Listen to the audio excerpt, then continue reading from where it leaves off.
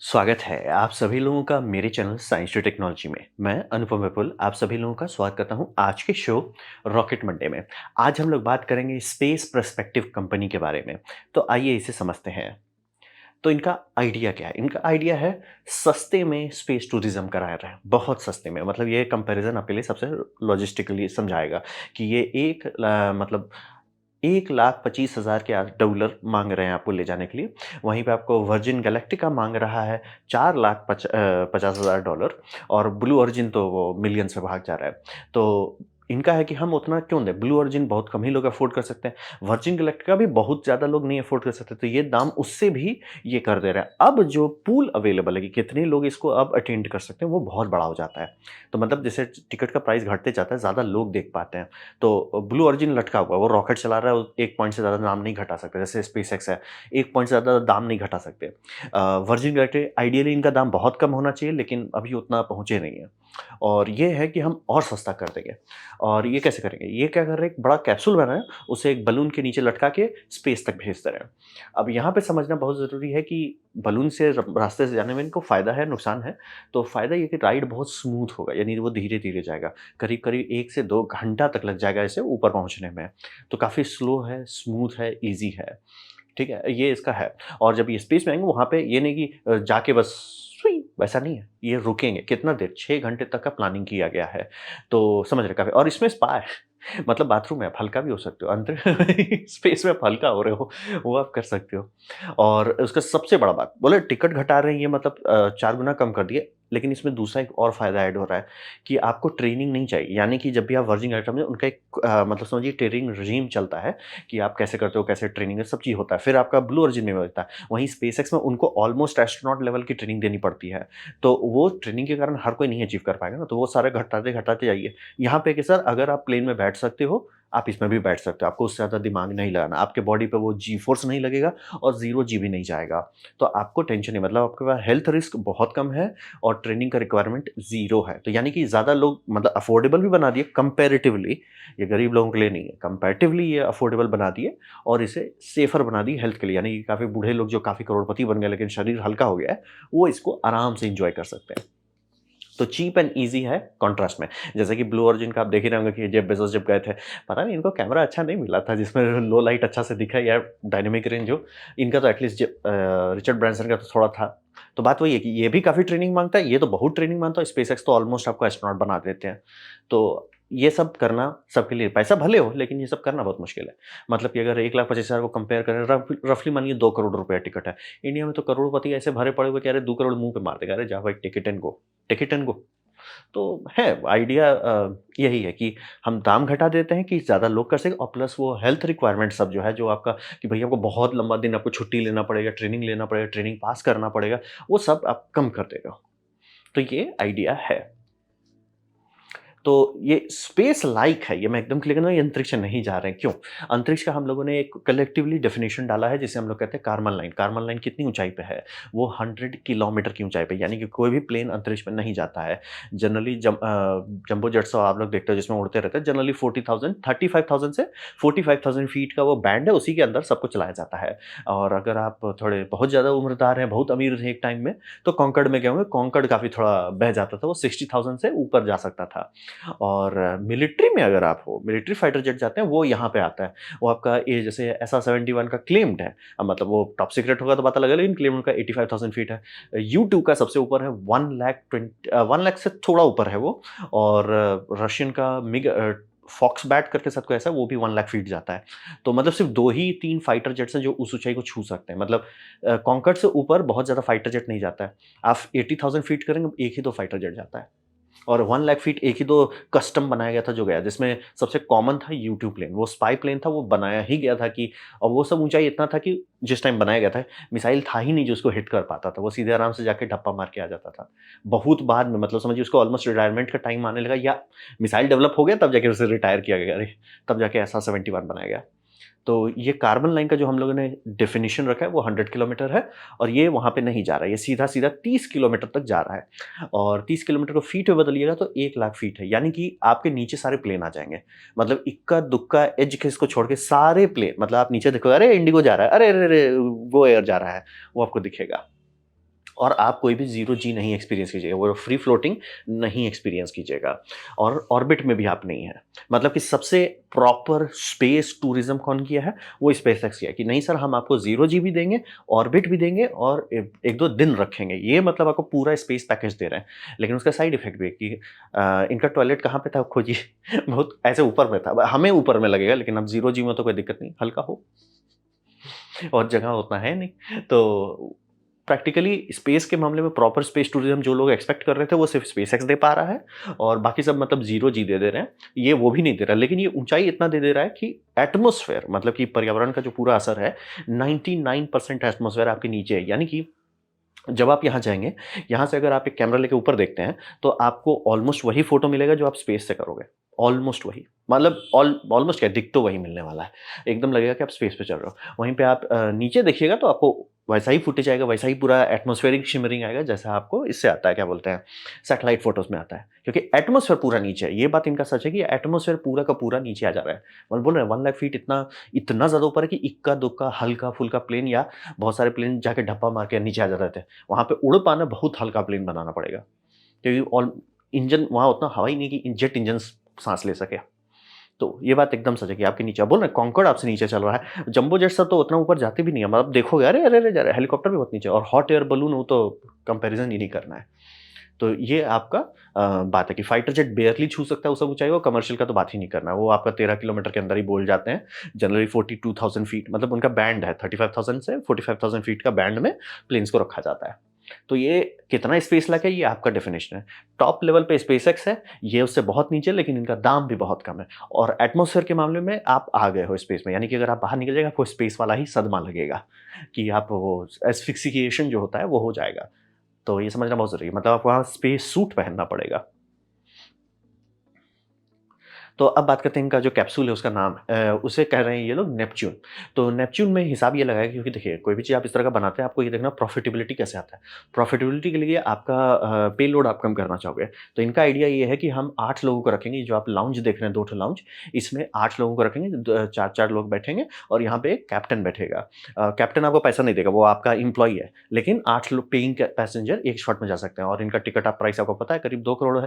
तो 2 crore multiplied by 8 उतना इनको मिलेगा। अब वो बाथरूम है वो वहाँ पे हल्का हो सकते हैं, वहाँ हाथ-हूथ धोने के लिए। यहाँ पे दूसरा है मतलब कि खाना-पीना आप ले जा सकते हो उस ऊँचाई पे। और इसका इस विंडो जो दिया गया बड़ा दिए हैं। ब्लू ओरिजिन जब बनाया था थोड़ा बड़ा विंडो बनाया था, ये बहुत ज़्यादा बड़ा विंडो बना दिए हैं। मतलब इस विंडो में आप खड़े होके देख सकते हो। ऐसा नहीं कि हाँ भाई आधा दिख रहा है, ना जी ना, पूरा। विंडो के मामले में ये थोड़ा इनको पता है कि आप टूरिज़्म के लिए कर रहे हो तो टूरिज़्म में जैसे विस्टाडोम इंडियन रेलवे बनाया है ना, वैसे ही ये बनाया है। एकदम खुल के देखो। तो वो दे दिया। अब रहा बात कि बलून में क्या भर रहे हैं, बलून में हाइड्रोजन भर रहे हैं और बलून जो है वन टाइम यूज़ है, यानी कि एक बार उसमें गैस भरे, वो ऊपर गया और वो गैस से धीरे-धीरे उसे ब्लीड करा के नीचे ले आए, उसके बाद उस बलून को रिसाइकिल कर दिया जाएगा। बोले ऐसा क्यों? वेदर बलून जो इतना पतला बनाया जाता है कि बहुत कम हल्का रहता है, नहीं तो अपना ही वज़न नहीं उठा पाएगा, वो बहुत बढ़िया है, लेकिन एक बार जब वो स्ट्रेच हो जाता है, दोबारा उसे कोई भरोसा नहीं करता है।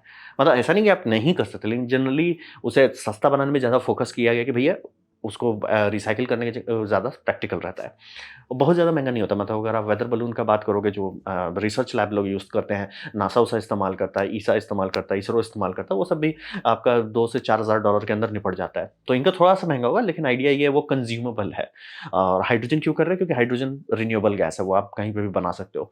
तो और हाइड्रोजन का सबसे बड़ा बेनिफिट है कि लिफ्टिंग पावर बहुत होता है। हीलियम का लिफ्टिंग पावर कम होता है और हीलियम अगर आप ले जा रहे हो तो आपको बार-बार ये करना पड़ेगा, क्या बोलते हैं, उसे रिकलेक्ट करना पड़ेगा, तो वो तो प्रैक्टिकल नहीं है। तो इसीलिए हाइड्रोजन ही इनको इस्तेमाल करना है और बलून वन टाइम यूज़ है, यानी कि इनके पास एक फैक्ट्री ये लोग बना चुके हैं, जिसमें बलून्स वो बनाते चले जाएँगे। और इसका डायमीटर जो है, आप इसको एक बॉल समझिए, ये नीचे जो ये कोन दिए हैं, वो कोन सिर्फ़ इसलिए दिया गया है कि ये जब पानी में जब लैंड करेंगे, तो कोन में पानी पहले भरेगा। अब वो एक एंकर जैसा बिहेव करेगा ताकि स्टेबल हो जाए। वो स्टेबिलिटी फीचर है, वो रिक्वायरमेंट नहीं है, मतलब है तो ये एक स्फीयर ही। तो इसका डायमीटर आप समझिए 4.9 मीटर है, 5 मीटर, मतलब अच्छा खासा बड़ा है, इसीलिए बोल रहे हैं, मतलब कि थोड़ा जगह है।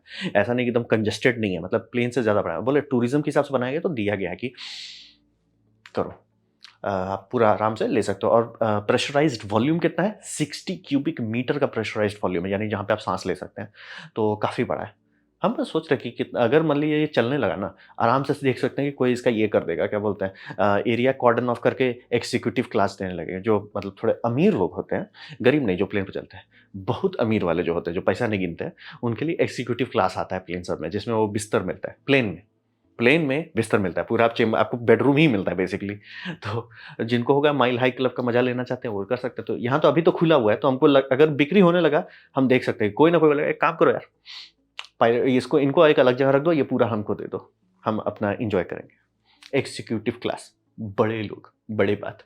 होता है प्लेन समय कभी देखिए एग्जीक्यूटिव क्लास का ticket, but to be fair वो जनरली इंटरनेशनल में ही मिलेगा आपको, इंडिया में नहीं मिलने वाला है। इंडिया टू इंडिया में नहीं मिलेगा, इंडिया टू दुबई जाइए दबा के मिलेगा। तो वो आपको समझना पड़ेगा, बड़ा है और काफ़ी स्कोप है इसमें।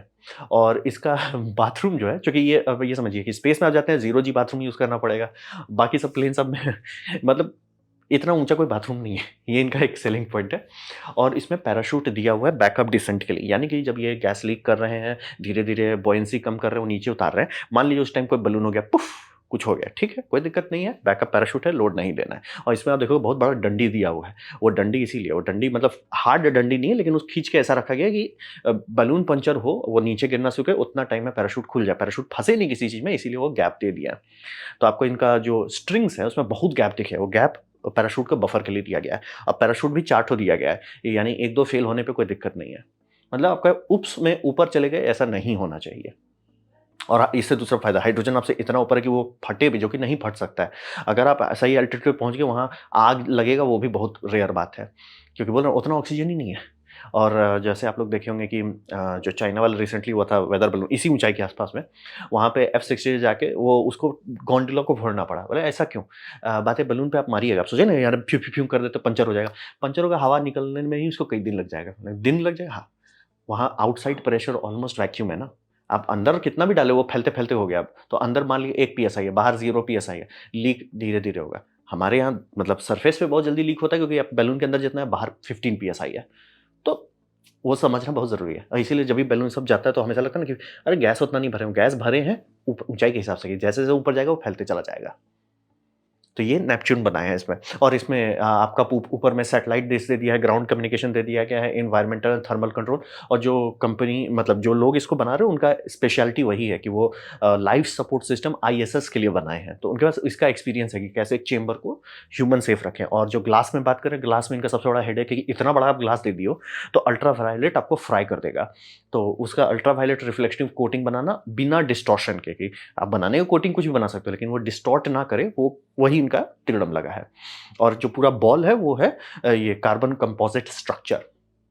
तो ये हो गया इनका नेपच्यून। अब बात करते हैं प्रोग्रेस कैसा हुआ। तो प्रोग्रेस से समझिए 2019 में इन्होंने गाड़ी खोल दिया। जेन एंड ट्रेवर ने, मतलब ये कपल ने खोला है, और इनके पास है अच्छा खासा रिकॉर्ड है। बोले ना आईएसएस में काम कर चुके हैं, कि मतलब life support system ISS level का, तो सॉर्टेड आदमी लोग हैं, वो कर चुके हैं। और इसका इन्होंने 2021 में डमी लोड के साथ टेस्टिंग किया, वेदर बलून के साथ, जो ये आप वेदर बलून देख रहे हैं डमी। और ये जो आप देख रहे हो ना, कि बोल रहा है कि स्ट्रिंग बहुत ज़्यादा लंबा है, वो उसी के लिए वहाँ पे पैराशूट रखा गया है। और इन्होंने 2022 में टिकट प्राइस अनाउंस किया। टिकट प्राइस वही लगभग 2 करोड़ पर पर्सन, उससे थोड़ा-सा कम है, बट 2 करोड़ ही मान लीजिए पर पर्सन है। और उसके बाद इनका टिकट बिका, लोग खरीदने के लिए तैयार हो गए। और फिर 2023 में ये मास स्केल का टेस्ट अप किए, जहाँ पे ये बनाना शुरू कर दिए। और 2024 में डेवलपमेंट फ्लाइट टेस्ट हुआ, यानी ये जो मैं फुटेज दिखा रहा हूँ, ये वहाँ से है, यानी ये एक्चुअल फ्लाइट आर्टिकल है अब ये, कि वो ले जाके ऊपर में देख चुके हैं, ये अंतरिक्ष जा चुका है। और हाँ, उस ऊँचाई पे आपको ऑलमोस्ट ऐसा लगेगा कि आपको धरती का कर्वेचर दिख रहा है, ऑलमोस्ट, मतलब वो दिख जाएगा। ये देखिए बैलून वो एक्चुअली फुल है, लेकिन वो जैसे ऊपर जाएगा, तब जाके एटमॉस्फेयर का प्रेशर, यानी कि 15 पीएसआई, वो धीरे-धीरे घटते जाएगा, वो फूलते चला जाएगा। नहीं देखिए, इसको आराम से ये लोग कर दिया। ठडा! अच्छा ऊँचाई पे है, मतलब काफ़ी ऊँचा है, तो ये आप कर सकते हैं। इसीलिए देख रहे हैं, ये जो आप देख रहे हो, ये बॉक्स वो है, आप उसी में आपका पैराशूट रखा हुआ है। और इसको पानी में लैंड कराएँगे, फिर ये बोट जाके उसको उठा के अपने उसमें रख लेगा। और ये सारा काम आपका 1 दिन के अंदर हो जाना चाहिए, यानी कि सुबह उठिए, शिप में आप रहेंगे, आपको चेंबर दिया जाएगा, आप सुबह उठिए, सुबह आपको बैठाया जाएगा, 2-3 घंटे में ऊपर पहुँचिए, थोड़ा दिन भर एन्जॉय कीजिए, नज़ारे का मज़ा लीजिए, फिर आराम से नीचे आ जाइए, रात भर में वापस सो जाइए।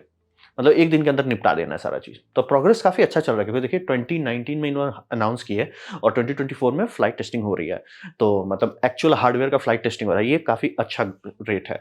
क्लेम तो था इनका 2024 में हम पैसेंजर फ्लाइट कर देंगे। पैसेंजर फ्लाइट अभी एक्सपेक्टेड है कि 2025 के एंड तक में हो ही जाना चाहिए। क्योंकि बोल रहे हैं बना लिए हैं और काम हो रहा है, तो वही है। अब हमको लगता है कि मेन तो वही टेस्टिंग बचा होगा कि पैराशूट डिप्लॉयमेंट टेस्ट करना। तो बात करते हैं भविष्य में क्या होगा। तो ये समझिए इसमें बहुत पोटेंशियल है। ये स्पेस नहीं जा रहा, ये बात एकदम सच है, लेकिन इसमें पोटेंशियल बहुत है। यानी कि क्या इंडिया को इसको करना चाहिए? दबा के कूदना चाहिए इस पे और पोटेंशियल बहुत ज़्यादा है। क्यों? पहली बात, सबसे सस्ते दाम में स्पेस टूरिज़्म दे रहा है, जहाँ पे आपको अब आपकी मर्ज़ी, आप देखना चाहते हो धरती कैसी दिखती है ऊपर से, वैसा ही दिखता है जैसा वहाँ दिखेगा। तो स्पेस टूरिज़्म वाला बात सही है। मतलब मैं क्लियर कर देना, ऑर्बिट नहीं है वो, लेकिन बात है कि वो ऑर्बिट सबका दाम भी बहुत ज़्यादा आता है ना, तो क्या करें? तो मतलब एज़ ए कहते हैं ना सेकंड बेस्ट प्राइस बहुत है। मतलब कि हर कोई फरारी नहीं खरीदता है, बहुत लोग लैम्बोर्गिनी खरीदते हैं। अब कौन कंप्लेन करता है कि भैया लैम्बोर्गिनी सस्ता है फरारी से? कोई कोई नहीं करता ना, तो कॉन्टेक्स्ट वही है। तो वही है। और ये समझिए कि यहाँ पे आप क्या कर सकते हैं, ठीक है? जैसे मान लीजिए एक देश इसमें इन्वेस्टमेंट करता है, क्या कर सकते हैं? आप जितना भी चीज़ स्पेस में डालना चाहते हैं, उसका सारा टेस्टिंग कर लीजिए। जैसे कि आप लोग देखोगे कि लो अर्थ ऑर्बिट में हम लोग बहुत सारा सैटेलाइट डालते हैं, जो अर्थ ऑब्जर्वेशन सैटेलाइट, जिसमें काफ़ी सारा ऑप्टिक्स रहता है। चाहे वो इंफ्रारेड हो, चाहे अल्ट्रावायलेट हो, चाहे ऑप्टिकल स्पेक्ट्रम पे हो, वो सबका कैमरा कहाँ पे आप टेस्ट कर सकते हो? धरती पे आप कितना भी टेस्ट करो, लेकिन एटमॉस्फेयर के बाहर कैसा दिखेगा आप नहीं कर सकते। इसमें लगा दो और ये 6-7 घंटा रहेगा ऊपर। या ये तो मैं बात कर रहा हूँ कि एज़ ए टूरिज़्म बनाएगा तो उसके हिसाब से सब चीज़ की है। आप इसे रिसर्च वेसल के तौर पे बना सकते हो कि भैया सब चीज़ एकदम बेयर मिनिमम कर दो, वज़न एकदम कम कर दो, ऊँचाई पे उतना असर नहीं पड़ेगा लेकिन पेलोड बढ़ जाएगा। तो पेलोड क्या है? आप डिसाइड करो। सर आपको मतलब इंडिया में मान लीजिए 5 कंपनी है कि हम सैटेलाइट के लिए ऑप्टिक्स बनाते हैं। आप पाँचों का लो, कैरी करके देखो और बोले मेजॉरिटी तो एटमॉस्फेयर नीचे आ गया, तो एटमॉस्फेयर का जो असर होगा, वो तो आपको दिख जाएगा। प्लस सोलर पैनल का जैसे अगर आप बात करते हो, तो सोलर पैनल स्पेस में क्यों नहीं चल पाता है बहुत लंबा तक? क्योंकि स्पेस में वो थर्मल शॉक बहुत झेलना पड़ता है उसको। गया धूप के साइड में, फ्राई होने लगा। वैक्यूम साइड में है, ऑलमोस्ट एब्सोल्यूट ज़ीरो तक नीचे गया। तो ये जो फ्राई, ड्राई, ये बैंड बजा देता है। इसकी सिमुलेशन करना, ऐसा नहीं है कि आप नहीं कर सकते, लेकिन वो जो चेंबर में ये सिमुलेट कर सकें, वो लुट मारेगा आपको। या संति में यहीं डाल के ऊपर भेज दीजिए। अब क्या ये एग्ज़ैक्टली 1 टू 1 सिमुलेट करेगा? नहीं। लेकिन कुछ नहीं से बहुत अच्छा रियल वर्ल्ड टेस्टिंग मिल जाएगा कि सर हमारा सोलर पैनल जो है, क्या ये काम कर पा रहा है? इसको आप आराम से ऐसा रख सकते हो कि वो धीरे-धीरे घूम रहा है। हाँ भाई, वो सन को देख रहा है क्योंकि ऑर्बिट जो होता है 22 मिनट का होता है। आप आराम से उसे एक ये पिलर में लगा लीजिए, वो पिलर घूम रहा है। 22 मिनट में वो शैडो में जा रहा है, 22 मिनट में धूप में आ रहा है। क्या वो उतना थर्मल शॉक बर्दाश्त कर पाता है? कितना उसमें इलेक्ट्रिकल लोड हो पाता है? और ये सब अभी भी वैसे ही करते हैं, वेदर बलून डाल के ऐसे ही सारी टेस्टिंग, जैसे ये कंपनी टेस्ट कर रही है 5G सेल टावर का।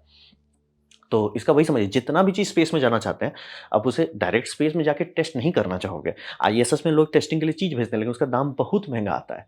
ये एक मतलब एक अच्छा ब्रिज टेस्टिंग रेज़ीम मिल जाएगा। जैसे कि अगर मान लिया आप कल को कुछ नया चीज़ ट्रेन बनाते हैं, किसी टाइम पे तो आपको उसे रेलवे पे उतारना ही पड़ेगा ना टेस्ट करने के लिए, तो क्या किया जाएगा? उसकी जगह देखो, इसे मालगाड़ी के आगे लगा दो या मालगाड़ी के पीछे लगा दो, ताकि अगर कुछ हो तो ज़्यादा लॉस ऑफ लाइफ ना हो। तो ये वैसा ही समझ लीजिए कि ठीक है, हम लोग को स्पेस में जाना है, स्पेस की टेस्टिंग करनी है, लेकिन स्पेस की टेस्टिंग या तो चेंबर में करो या हकीकत में करो।